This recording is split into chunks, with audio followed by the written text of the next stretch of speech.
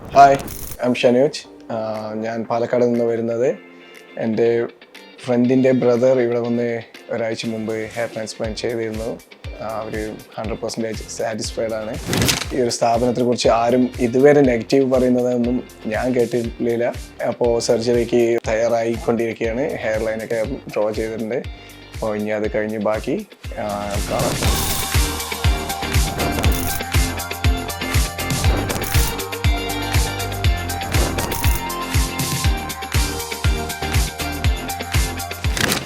Hi every one. അപ്പോൾ നമ്മളെ post surgery update ആണ്. നിങ്ങൾക്ക് കാണാം.